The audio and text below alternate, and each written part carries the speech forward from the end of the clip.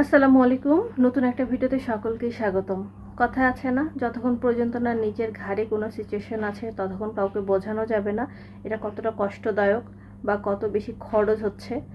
তো বিষয়টা হচ্ছে এমনই। তো কিছুদিন আগে আমি আপনাদেরকে বলছিলাম যে আমি অসুস্থ, আমার জ্বর। আমি শুধু আপনাদেরকে জ্বরই বলছিলাম, কিন্তু আমার কি হয়েছিল সেটা বলিনি। আমার দাঁতে কিছু ইনফেকশন হয়েছিল, মানে দাঁতের প্রবলেম দেখা দিছিল। তো এই কারণে আমার ব্যথায় জ্বর চলে আসছিল। তো তো তখন আমি আসলে ওষুধগুলো কিনিনি, কারণ তখন মানে কিছু টেস্ট ছিল, সেগুলো করতে করতে আমার মোটামুটি দাঁতের ব্যথাটা একটু কমে গেছিলো। আর বাঙালির তো স্বভাব খারাপ, একটু কমে গেলেই তখন নিজেই ডাক্তার হয়ে যায় যে কমে গেছে আর তাহলে কোনো সমস্যা হবে না। তো ওই জন্য আমি ওষুধগুলো কিনিনি। তো গতকালকে থেকে আবার একটু সমস্যা দেখা দিচ্ছে, একটু না ভালো সমস্যা। তড়িঘড়ি করে আজকে মেডিসিনগুলো কিনে আনছি। তো মানে মূলত আমি যে কারণে ভিডিওটা করতেছি যে এর আগে শুনতাম যে এত টাকার ওষুধ কিনলাম, অত টাকার ওষুধ কিনলাম, ওষুধের এত দাম, খাওয়ার থেকে ওষুধের খরচ বেশি, মানে এত বেশি গায়ে মাখতাম না আর কি। যে হ্যাঁ হ্যাঁ, আর ওষুধের দামই বা কত, কয় টাকাই বা খায়, বুঝতাম যে ওষুধের দাম বেশি। কিন্তু আজকে ওষুধ কিনে আনছে মাত্র 3টা, মানে সব কিছু মিলায় মাথায় হাত যে এই 3টা জিনিসের এত দাম, মানে অতিরিক্ত আমার কাছে মনে হয়েছে যে অনেক বেশি দাম। তাহলে যাদের এই সামর্থ্য নাই, যাদের এই ধরনের রোগ হবে বা এই ধরনের সমস্যা দেখা, তারা কীভাবে সাস্টেইন করবে, কীভাবে সমস্যাগুলো সমাধান করবে, আল্লাহ তাআলা ভালো জানে। তো আপনাদেরকে দেখাই যে কতগুলো ওষুধ লিখছে উনি আমাকে। আমি সবগুলো কিনি নাই, আরও কেনার বাকি আছে। ওগুলো আমি কিনবো কিনা আমি তাও জানি না। আমি খুব একটা ওষুধে বিশ্বাসী না। আমার কেন জানি জ্বর হলে মানে ঠাস করে ওষুধ কিনে নেয়, ডাক্তার দেখায়, পেন কিলার খাই। আমার আবার এগুলো স্বভাব নেই। আমি একটু দেখি, একটু ঘরোয়া উপায় চেষ্টা করি, তারপর ওষুধ খাই। তো চলেন আপনাদেরকে আগে ওষুধগুলো দেখাই।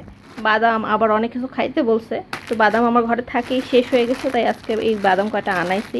এই কয়টা বাদামের দাম হচ্ছে 150 টাকা। আর এখানে যতগুলো ওষুধ দেখতে পাচ্ছেন, মানে এখানে যতগুলো ওষুধ আপনারা দেখতে পাচ্ছেন, এই 3টা মেডিসিনের দাম নিচে হচ্ছে কত, 1250 না 1200 টাকার মতো এরকম নিল। কি আছে এখানে বলেন? মাত্র এই যে 4টা জিনিস। এটা তো পেস্ট, এটা আমি খুলছি, এটা পেস্ট, এটা দিয়ে ব্রাশ করতে হবে। আর একটা পেস্ট দিচ্ছে, ওটা আমি কিনে নেই। আর এই মেডিসিন খাইতে বলছে 14টা, এই মেডিসিন কিনে আনছি।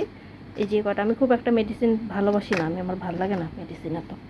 আর এটা তো মাউথ ওয়াশ, এই তো মানে এই কয়টা মেডিসিন কিনেই চোখ চড়ক গাছে উঠে গেছে। তাহলে যাদের আরও বড় বড় রোগ, যাদের মেডিসিন ছাড়া হয়ই না বা চলেই না, ভাতে বা খাবারের থেকে মেডিসিন বেশি খেতে হয়, তারা কি করে? সবার তো একই রকম ইনকাম না, বা সবাই তো মানে একেবারে সচ্ছল না। বাংলাদেশের 90%ই হচ্ছে গরিব। গরিব খালি না, হতদরিদ্র। তো সে হতদরিদ্রের ভিতরে আমিও একজন।